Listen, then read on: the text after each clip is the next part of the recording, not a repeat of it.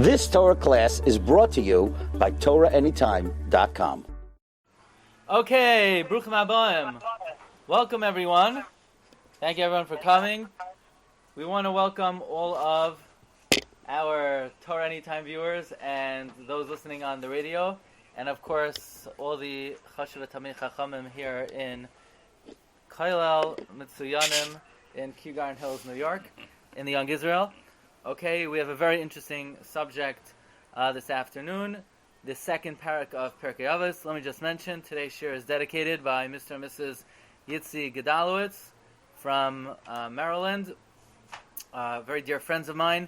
Le'iloi Nishmas Yitzi's mother, Mrs. Sandra Gedalowitz, Ha'isha Chashuva Tzivya Bas Alter Tzvi, who is sorely missed by her family, and she should be Melitza Yeshara for the whole mishpacha, children, grandchildren, for Simchas and Nachas, B'soras Toivos, Ad B'yas Gal Tzedek. Okay, so this one is a good one. Parak Beis of Pirkei Avos, and you know, in life, the one thing we're missing is time. There's not enough time. So I want you to refer your attention to the second parak of Pirkei Avos. You say, which Mishnah? The whole thing. You gotta have the books in front of you. This is a major subject, and like I like to say, Pirkei Avos is not a book of like a book of wisdom, like you go to Barnes and Noble, Lahavdil, and buy, you know, random maxims that were said by people. Pirkei Avos is a Masechta, and it has to be learned accordingly. You have to be able to appreciate that Pirkei Avos needs to be given the same in-depth treatment as you would any sugya in Shas. Now, if you look in the first Mishnah, the first parak, it sort of talks about the chain of Messiah. We had Hillel, we had Shammai, we had Rabban Gamliel, we had his son Shimon, we had Shimon ben Gamliel, and the last Mishnah of the parak was Shimon ben Gamliel. Now, how does Parak Beis begin? Parak Beis begins, Rabbi. Okay, Rabbi is of the family of Ram Gamliel and Reb Shimon ben Gamliel. And then we have the son of Rabbi Yehuda Anasi, Ram Gamliel, his son. And then we have Hillel. Hillel came earlier. Why are we going back to Hillel? Why are we going backward? You ever think about that? Plus, Hillel was already mentioned in the first parak. So all of these statements of Hillel should have been in Parak Aleph. When Parak Aleph introduced Hillel, that having made Talmid of Shal Aroin, Oyev Shalom, V'roidev Shalom, Oyev Esabrios, throw in everything Hillel said. Al Tifresh Menat Tzibor, Ein Bor Yerechet, he saw the skull, Marbe Yeshiva, Marbe Chayim. Why are we delaying Hillel until now? And then we go to Rabbi Yochanan ben Zakkai, and Rabbi Yochanan ben Zakkai is counting his Talmidim. What, he only had 5 Talmidim? That's it. That's it. Rabbi Yochanan ben Zakkai had 5 Talmidim. We know Rabbi Yochanan ben Zakkai was a student of Hillel, and Hillel had 120 Talmidim. So why would Rabbi Yochanan ben Zakkai? That's a pretty sharp fall off. He only had 5 Talmidim, and then he's praising his Talmidim. Then he's praising his Talmidim. Why is he praising them? For what reason? And his Talmidim each said 3 things. Why are we quoting that? What's going on over here? Until finally Rav Tarfon caps it off with Hayom Katzar v'Hamalacha Meruba. So really we need to take an approach here. And the first thing is we have to sort of fortify this introduction that we gave, that if you think Pirkei Avos is just like a random collection of random ideas that Rabbi said, so it doesn't have too much significance. But again, it has to be given the treatment of any Masechta, and therefore there has to be a flow here. What I mean is as follows. You know, there's a tshuva in the Shas Tshuvas Chud HaMashulash of Reb Chaim Melazhner in Tshuva Yud, where he says most of the kavanah of the Rambam is understood in the flow of his halachos. It's not just what he says, but where he places it. Same thing in Pirkei Avos. There must be some kind of flow of the Mishnayos. There must be a point of how one Mishnah flows from the next, and there has to be a theme of each parak. So Parak Beis can't just be a random collection of ideas, and then 21, that's enough for a parak, and let's call it a parak and move on to the third parak. There has to be a theme. there has to be a topic of discussion, and there has to be a flow. So that's what we're trying to bring out over here. And this is based on the Sefer Nachlas Avos of the commentary of Rabbi Don Yitzchak Abarbanel. We've mentioned his commentary many times on Chumash, and we use it pretty frequently when we learn Nevi'im and Ksuvim. And now we're going to focus on the Abarbanel on Pirkei Avos, and his approach here is what we call Ru'uyin L'misha Amro, very fitting to the one who says it. In a way, only he could say such a thing. Okay, so just bear with me. We have a number of little pieces. I had to go through something like 40 pages of very small letters, but I didn't have the Nachlas Avos at home, and I could have gotten it off the computer, but I do well with an actual book. So, usually my friend Gedalia Schwartz is able to get any sefer, but it takes at least a day, and I needed it that morning, so I called up the local Sfarim store, and Baruch Hashem, they had one copy in. I got it, I read it, I condensed it for you. Look at number one.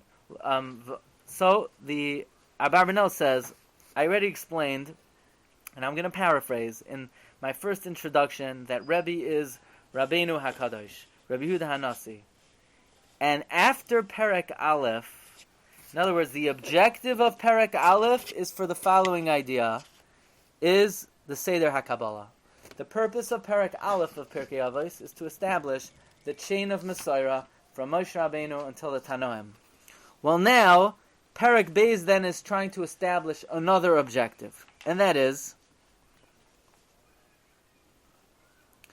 Perek Aleph, on the fourth line, B'haya ha-parsha hahu harishayin, miyuchad ha-perek hahu harishayin, the first parak was designated, Leveyor divrei Reb Shimon, divrei Shimon HaTzadik, Torah, Avoda, Gemilas Chasadim. That was the primary subject of Perek Aleph. Perek Beis now is onto another subject. Levayer haderech asher yavi ha'adam l'shleimusai b'masav. What will bring a person perfection in his actions? Hoyem yeh b'maisim kafi ha'seichel ho'yuni v'hasarar ha'miyushares, oy kafi limud ha'torah lekis, oyem yischabru shneim yachad ha'seichel v'hadas. In other words, a very interesting question. What will create the Adam HaShalem? Is it somebody whose actions are based only on human seichel and what the intelligence and the intellect governs and demands a person to behave? And then that type of behavior will be based on social expectations and social norms and etiquette and manners. Or is the Adam HaShalem's behavior based solely and only on the dictates and the governance of the Torah? In other words, the halachos of the Chumash and of the Torah Sheba'al Peh? Or should you fuse the two together? In other words, I'm going to follow all the halachos, I'm going to daven, and I'm going to learn, and I'm going to keep all the mitzvahs, and I'm going to keep all of the musar that's mentioned in Torah Sheba'al Peh. But to add to that, I'm going to magnify and add to that through etiquette and manners and social norms and expectations. In other words, what is the correct modus operandi in this world? Is it to act only based on guidelines of the Torah? Only based on the guidelines of the Seichel, which we know that's out. You can't just act in accordance with the intellect and what social norms are. Or should you try to fuse the two together? Interesting. That's the great debate of Perek Aleph. Perek Beis. V'zehu ha'yesod asher olav nivna ha'perek hazeh. This is the foundation that this perek is built on. The ha'koitav, and the point asher olav yisod v'mamarim kulam, that every statement in this is revolves around. Okay, now the first Mishnah is of Rabbeinu HaKadosh, of Rabbi. Why? Because he follows the tradition after his father, Reb Shimon Gamliel, who is the last Tana mentioned in Perek Aleph. Okay. Therefore, he comes right after. Now, the Rambam learned that Rebbe is saying that what is the proper path? Whatever will bring glory to those who perform them, and brings glory from people. The Abarbanel is going to have a rather unique interpretation of this Mishnah. Says the Abarbanel, the intent of this Mishnah is not to warn people in midos dictated by social wisdom and philosophy to sort of take the middle road and to run from extremes like the Rambam and other Mefarshim say, but rather what the Torah demands in the midos and the boundaries that are worthy, you don't add and you don't take away. Meaning, Rebbe's message here in Perek Aleph is not, listen very carefully, you would think he's saying, what's Rabbi saying? What is the correct path? What brings glory from your Creator and what brings glory from man? That's a simple interpretation. No, says Abarbanel. You have to read it more carefully. Rabbi is coming to utterly reject any enhancement of behavior that comes from your own intellect. Okay, I'm going to try to explain it as best of my ability. I think as follows. Let's say somebody develops his personality and his characteristics and his mode of behavior solely on the Torah. Only on the Torah. Is it an enhancement to say, well, besides that, I also want to be a good guy? Now what does it mean to be a good guy? I know it depends where you live. In Kew Garden Hills, a good guy is different than it is in the Five Towns. It is different than it is in Brooklyn. It is, a good guy means, I don't know, the type of behavior that people like. Does it say it in the Torah? Or does Torah have anything to say about that? Not specifically, but would it add to my shleimus and my overall perfection? And what Rebbe is coming to do, and Rebbe is coming to say, ignore and dismiss every aspect of life that is not rooted in the Torah. But that's not what he says. He says the exact opposite. So listen carefully. Rebbe is coming to be Magdil, the Milas of the Torah. In terms of that is the only important thing that brings to Shleimus. And therefore he says like this. If all you are is an Adam and not a Jew, Adam means a human. As a human, the right path in life is you have to choose what's pleasant and what's good. And what's pleasant and what's good is based on your intellect and your das. Like Shlomo says, Kol derech ish yasher be'einav.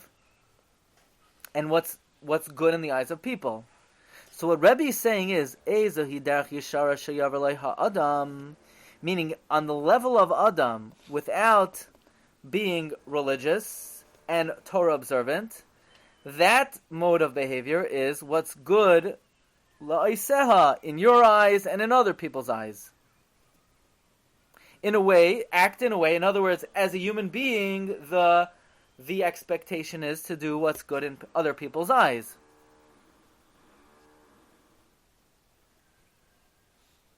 However, Rebbe's saying, that's the path of Adam, being an Adam. But Rebbe's saying, you're much more than an Adam. You're not an Adam. You're Yisraeli. You're a Jew. Aval ata b'ni sheb'shem Yisrael techuneh. He sends 10 lines from the end of the piece. Loi tasakein. Don't in your mind say, this is a good guy thing to do. This is a nicer type of thing to do. No, that should not be in the equation. Loi tivra derech yishar k'fi haseichel. Don't select the right path based on your seichel, v'hachakira philosophies and philosophy, not what you think and not what others think. Rather, Rebbe's saying, as an Adam, that's the way to go. But my son, you're more than an Adam. And therefore, you know what the way to go is? Havezar b'mitzvah kala kebachamura. All you need to be thinking about is being careful in the small mitzvahs like big ones. You don't know the value of mitzvahs. Calculate the loss of a mitzvah keneged eschar. Think about who's looking at you. God has an ear. God has an eye, and everything that you write is being written down. I mean, don't be shoikel, the derech and the maisa. Don't think to yourself, well, is this a nice, pleasant, proper thing to do? What will people say about this? What impression will I give? No, that's all nonsense. That's good for Adam. That's not good for Yisraeli. Yisraeli doesn't think in those terms. Yisraeli thinks in terms of just what does heaven say? What does heaven dictate? In other words, regarding this great debate, does social expectations and norms and manners and etiquette add to the Torah personality? The answer is, Rabbi, no. Now, obviously, the Torah has certain guidelines of derech eretz. We're not saying to be a barbarian and uncouth. There's derech eretz from the laws of the Torah. But to add derech eretz, well, should I go to... Now, obviously, the Torah takes into account hakaras hatoiv and chesed and kindliness, but certain social expectations that are above and beyond dictates of Torah, Rebbe's opinion is, drop them, forget them, dismiss them. Does not add to the overall picture. Now I just want to add, had this observation come from someone other than the Abarbanel, we may not treat it as seriously, but this entire approach is coming from the great diplomat, the great politician, the great financier, somebody who moves freely in the highest echelons of government and society. So this is coming from somebody who knew what it meant to be able to deal with people, and he knew what the social expectations and norms were, and still he's offering us this observation of Perek Beis of Pirkei Avos. Okay, so let's now move to Mishnah Beis. Ram Gamliel, the son of Rabbi Yehuda Hanasi. And you should know historically there are three Ram Gamliels. One was Ram Gamliel Hazaken, the son of Reb Shimon, the son of Hillel. So Hillel's son was Reb Shimon, and his son was Ram Gamliel Hazaken. The second Ram Gamliel was Ram Gamliel, the opponent of Rabbi Yeshua in the Gemara Brachos, who's also the grandson of Ram Gamliel Hazaken. He's mentioned in the first parak of Pirkei Avos. And the third Ram Gamliel was the son of Rabbi Yehuda Hanasi. Now, here's the question. How could we call Ram Gamliel over here? Look in Perek. We're calling him... We're saying what Ram Gamliel said when Ram Gamliel was a Nasi, after his father died. How could that be in the Mishnayos?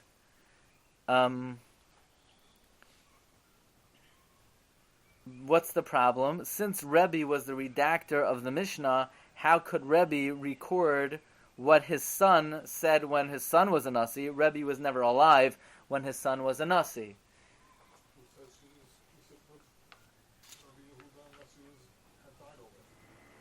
Well, if he didn't die, then his son would not be a Nasi.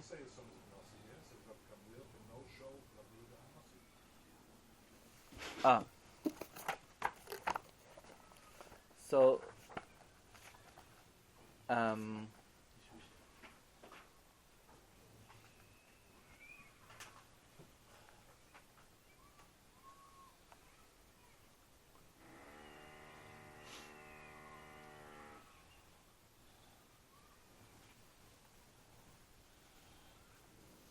the answer is, if we're calling him Rabban, says Abarbanel, Rabban is only given to a Nasi. So, if he said it when he was Rabban, then how would Rabbi Yehuda know about it? That's what Abarbanel is bothered by. And basically his approach is, he said it before he was Rabban.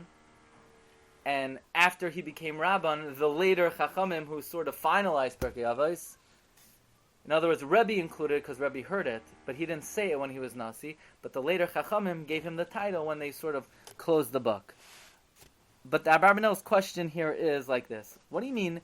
What does Ram Gamliel say? We're up to. He says Yafeh Talmud Torah Derech Eretz. What do you mean Yafeh? What do you mean it's nice? Either you need Derech Eretz or you don't need Derech Eretz. What do you mean it's Yafeh? Is it something required or is it not required? So the question is, what does Derech Eretz mean? Some interpret Derech Eretz means working. And the Abarbanel rejects that, because working, you have to work, otherwise you can't pay the bills. It's either working or Geneva. So he wouldn't say Yafet Talmud Torah in Derech Eretz. But the meaning of Derech Eretz, says the Abarbanel in piece 3, he means as follows.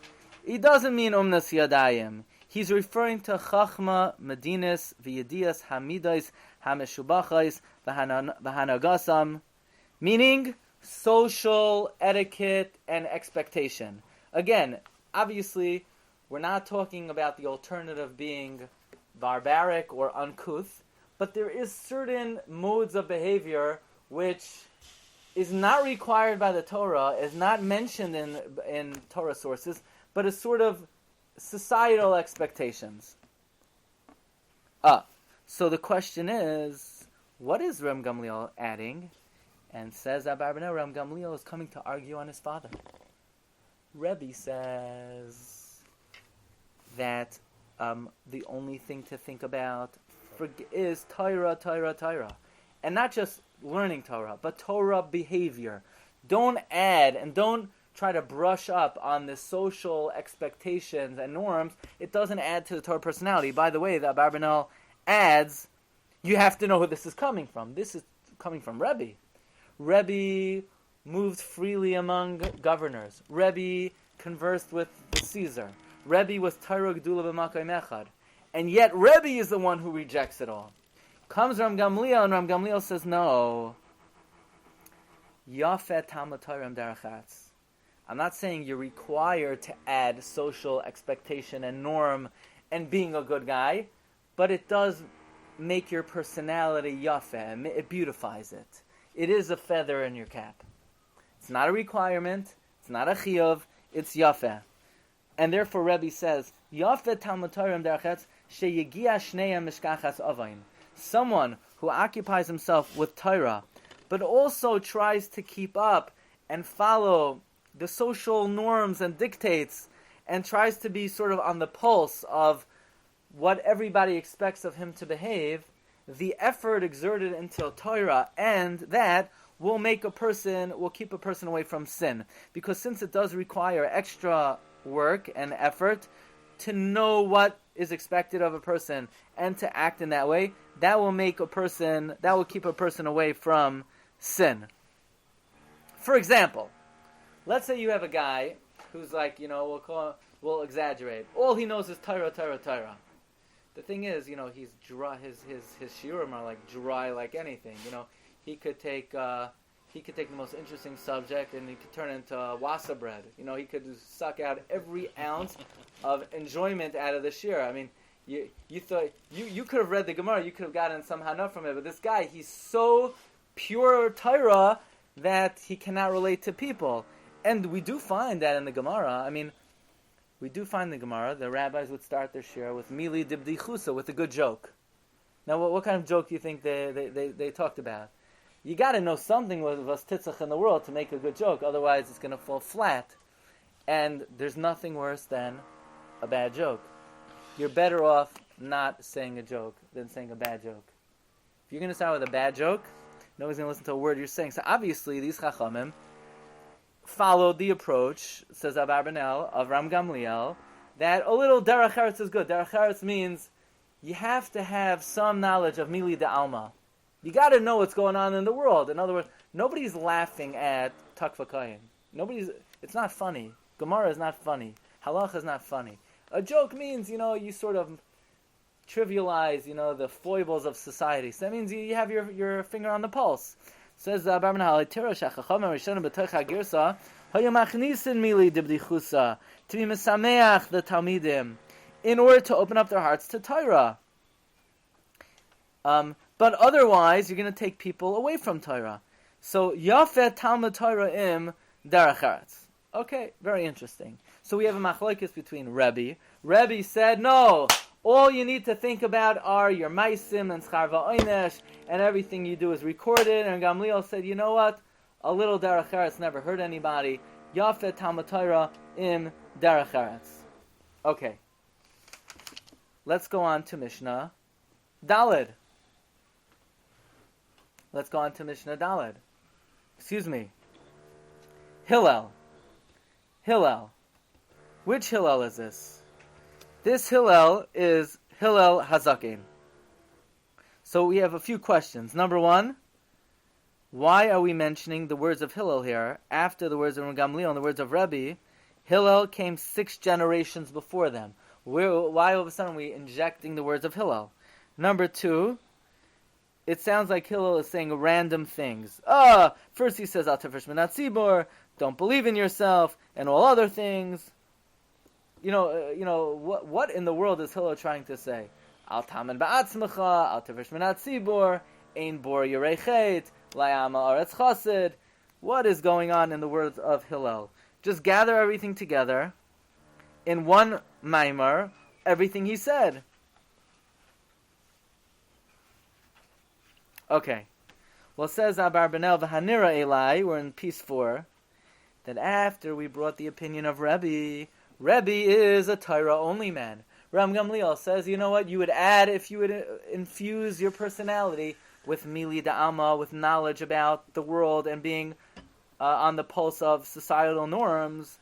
Rabbi now is bringing in the opinion of Hillel to substantiate his position, that do not rely on the human intellect at all, do not add social expectations or norms or regular normal modes of behavior to add to the Torah personality. Rabbi is bringing in the opinion of Hillel to paskin like Rabbi. That Hillel is of the opinion that forget the derech eretz, not to yafet Torah and derech eretz, yafet Torah. How do I see that? He says, we just brought Ram Gamliel, who's Soisa Rabbi. That Ram Gamliel holds you have to have some derech eretz.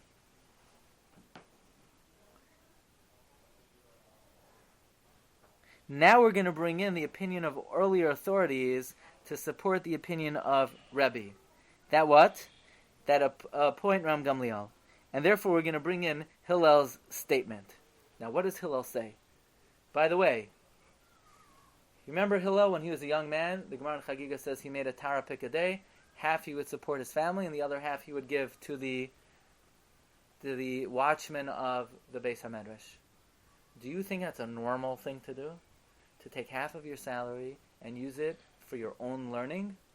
I mean, don't your kids need gadgets and devices and tchachkalach? Doesn't your wife need, luxuries? I mean, if somebody would look at Hillel, what would they say about Hillel? Would they say, Hillel, yeah, he's a real sophisticated man of this world? No. Here's a man who's poor like a mouse, and he's spending half of his money so that he could learn Torah. And do you think it's a normal thing to do, that when it's snowing outside and they don't let you into the Beis HaMedrash, to climb up on the skylight and to sit there with your ear pressed to the point where you're buried in the snow?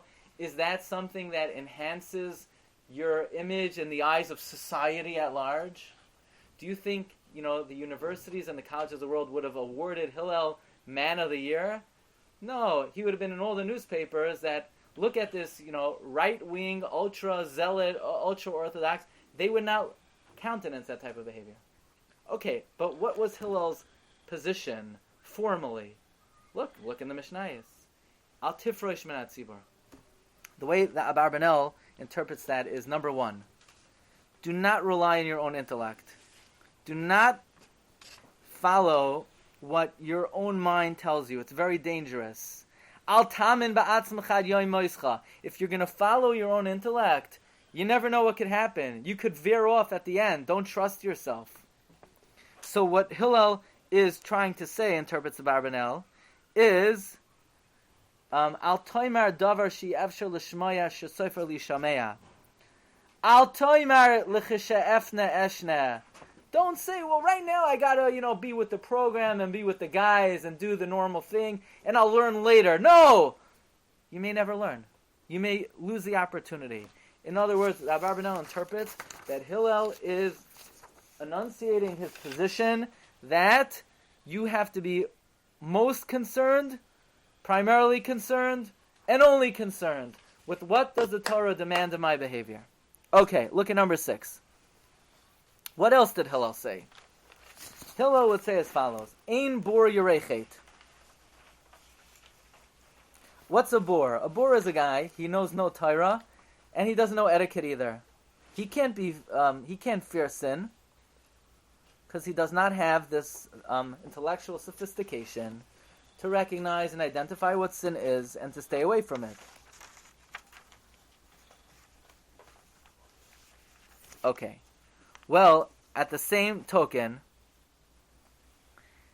in Am Ha'aretz, therefore, what's in Am Ha'aretz? In Am Ha'aretz is somebody, he knows Vashtet in the New York Times, and he knows what Vashtet in the Washington Post, and in the Daily News and in Newsday, and he knows what every CNN, Fox News, he knows what's going on in the world.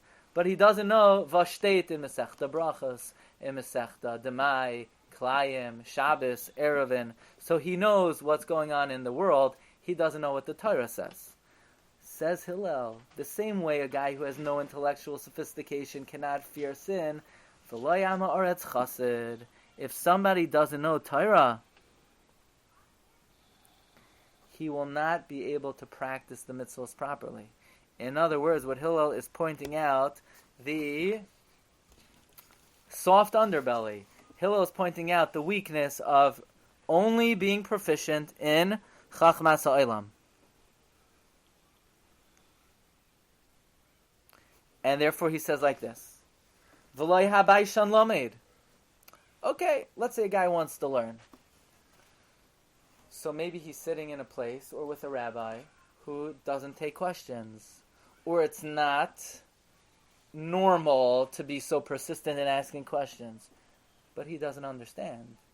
So social normalcy and expectation would say, don't ask. Because after all, you got to balance your pursuit of wisdom with what is considered socially acceptable.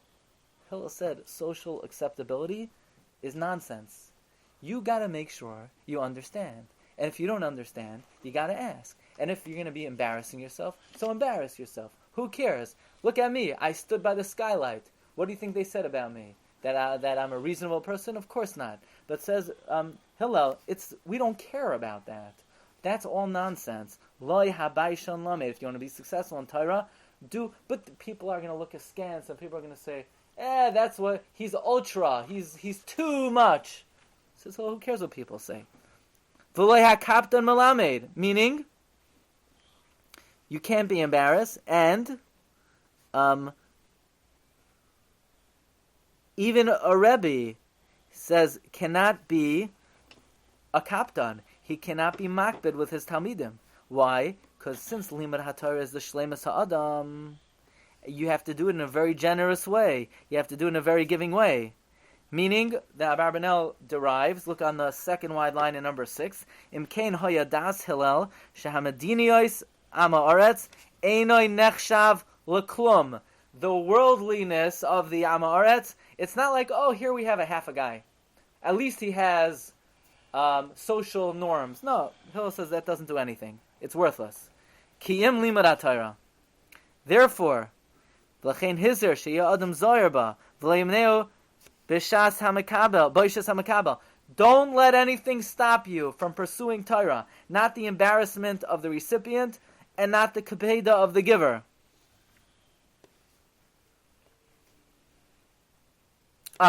So basically, therefore, what do we see from here?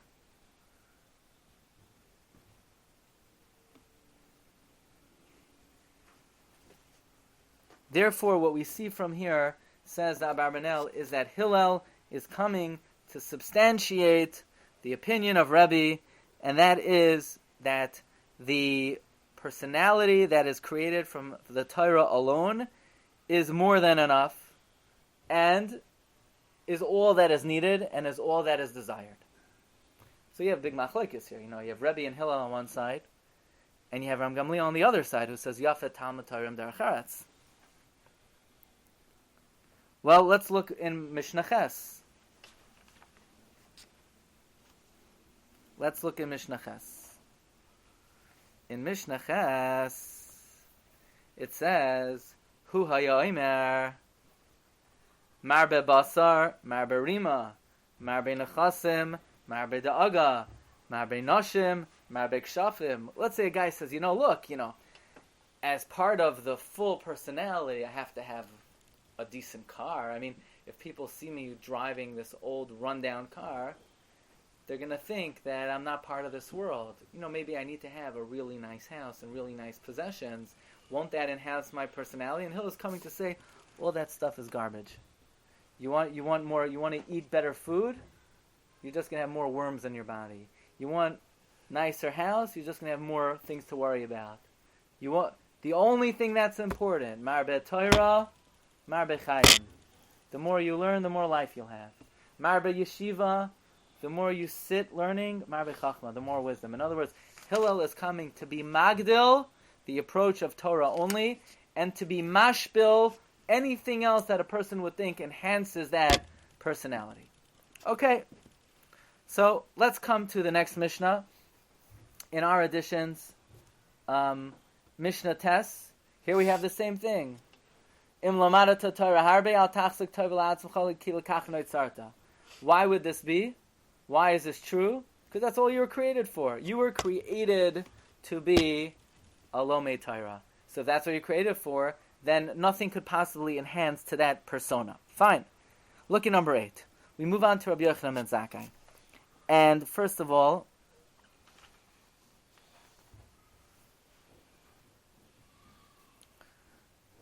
here the Mishnah says that Rabbi Yochanan ben Zakkai learned from Hillel and Shammai. That was Mishnah Tes. Why we bring in Rabbi Yochanan ben Zakkai? Why do we mention that Rabbi Yochanan ben Zakkai learned from Hillel and Shammai? We don't say Ram Gamliel learned from Rabbi.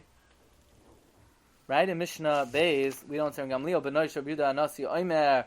Why we don't say Ram Gamliel Kibel me Rabbi? So why are we saying Rabbi Yochanan ben Zakkai Kibel me Hillel of Shammai? Also, so one approach Abarbanel says it's obvious because he was his son. Obviously, he accepted it from him. But Rabbi Yochanan ben Zakkai was not the son of Hillel. But now another point that he raises is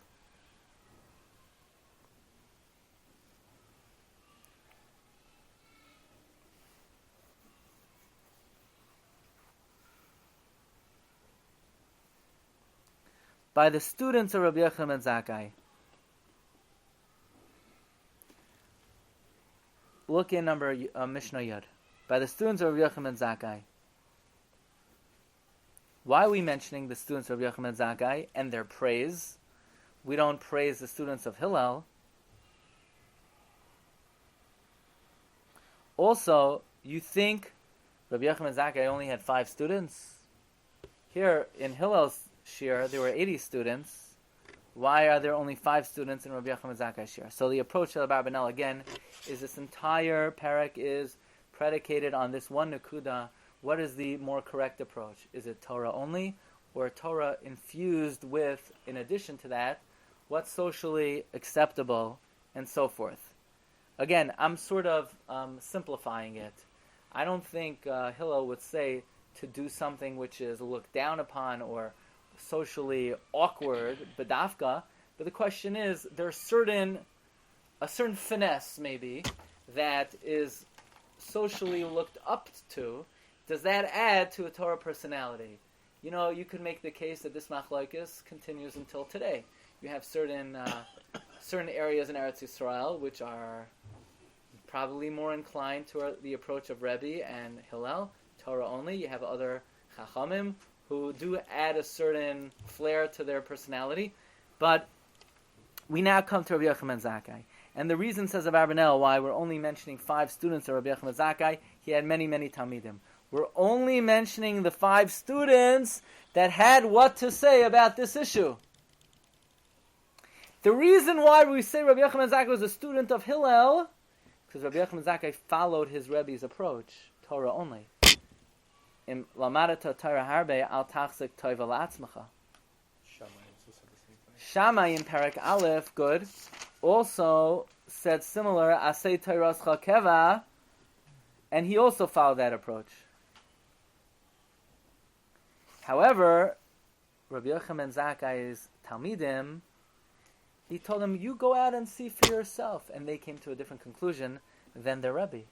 And they argued on Rabbi Yochanan ben Zakkai. And all 5 Talmidim came to a different approach at the Rebbe, that certain societal finesse and sophistication and acceptability is an added feather in the cap of the Torah personality.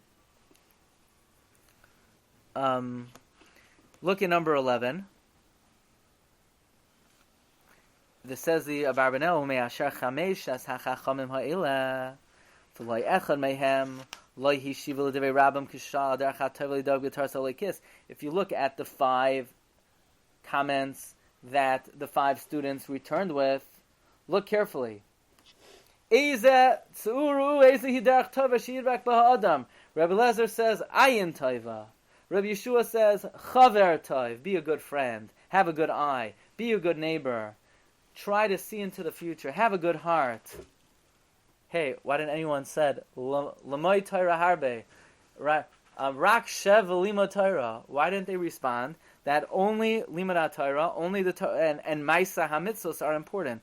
The fact that they added to it certain modes of derech eretz, they do not agree with the Rabbi Yochanan Zakkai. They are siding with Ram Gamliel, and they are in against the Shita of Rabbi.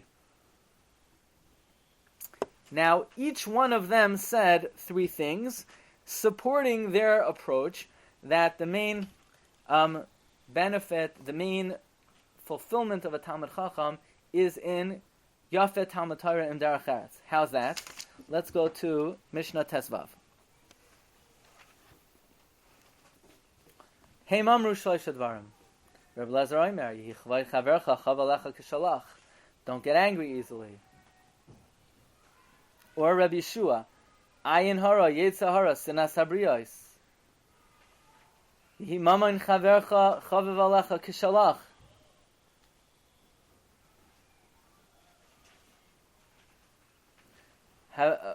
Says Abarbanel, what they're emphasizing is that Torah and Avodah alone must be coupled with Hanhaga Hamadinis B'derech Eretz.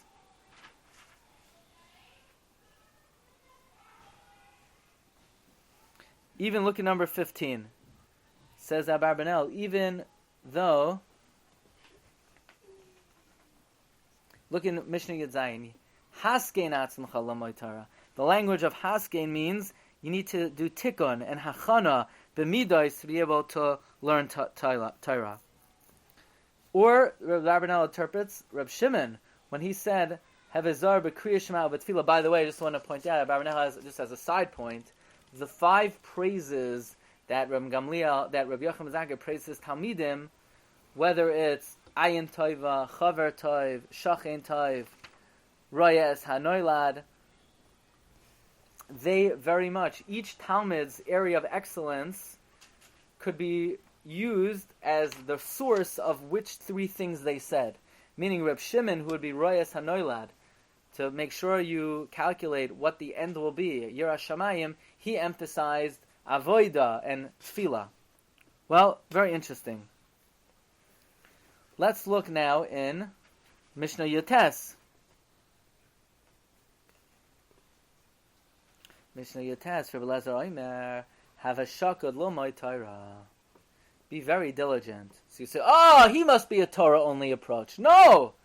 Because he adds, V'da masha tashav l'apikairas, meaning, it's not enough just to learn Torah for yourself. You need to be able to have a conversation with the heretic, with the disbeliever, with those who challenge. In other words, Torah alone is not enough. You have to be able to be successful in advocating on behalf of the Torah and discussing Torah and dealing with those who challenge the Torah, says Abarbanel. So interestingly, according to Abarbanel, all the students of Rabbi Yochanan ben Zakkai disagreed with him.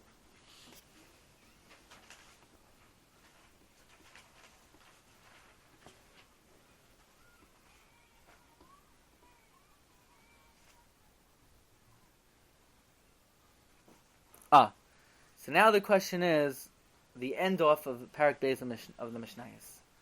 Rav Tarfon. So Abarbanel has a very unique approach. That the last Mishnayos of the Perek are the psak halacha about the issue.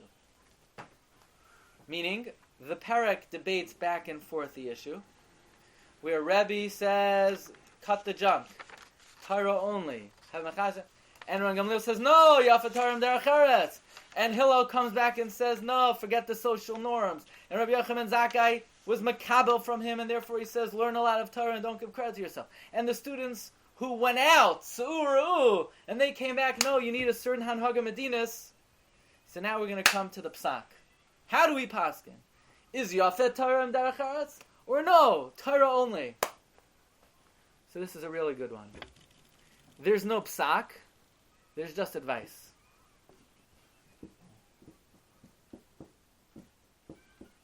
What's the advice? Again, I am not here to advance my own opinion. It's irrelevant what my opinion is. I'm just here to present to you how the Abarbanel learns Perek Beis of Mishnayos, and bear in mind who this is coming from. This is coming from probably the highest ranking Talmud Chacham in government in the history of the Jewish people. Probably in the most sophisticated and educated sage relative to the time that he lived that maybe we ever had. The Abarbanel. Says Abarbanel, what is Rav Tarfon coming to do? So he says in number 18, in the middle of the piece, Lachein, after we bring in the various opinions, and those who support Rabbi, and those who support Ram Gamliel, and the students of Rabbi Yochanan Zakkai, Rav Tarfon adds his 2 cents. Yeah, derech eretz, does it add to the Torah? Yeah, it adds. But let me just tell you one thing. This is all academic. Because Hayoim Katzar v'Hamalacha Meruba. Life is too short. There's too much Torah to learn, to spend time, to take away time, to say, well, let me add a flair of sophistication to my personality to make myself look more impressive. There ain't no time for that. Life is just too short for that. He says, Hinei Yemei Adam Him Ktzarim Umu'atem. It's short, it's few. There's no time even to learn the whole Torah. Certainly, if you're going to take off time to keep up with the social expectations. The Torah is so vast, it's so wide. And so is keeping up with the latest. And it's not like man is very opportunistic. It's not like we're dealing with a man who is has a good work ethic. You're dealing with a behema. You're dealing with ha'adam atzel, ha'poyelim atzelim. It's very hard to get the man off the couch. Once he's off the couch and the workday is so short, it's a matter of priority. Meaning, what's the point of Rav Tarfon? Rav Tarfon is not coming to say whether this sophistication that we're debating is a feather in the cap of the Talmud Chacham. Zozai nazoi, maybe it is. But he's just sort of concluding with, you have to realize the realities of life. The realities of life are, because life is so short, and man is so limited, and the work ahead of us is so vast, to take off time for serious pursuit of Hanhaga Medinas would be veering off the straight and the narrow. And therefore, Rav Tarfon is supporting Rabbi and Hillel, not as a matter of principle, but a matter of practicality. And therefore, the Abarbanel concludes, "V'haklal ha'olam mikol zeh ha'perek." The upshot is, "Shehu soivev al zichron shtei deyos." We're mentioning 2 opinions.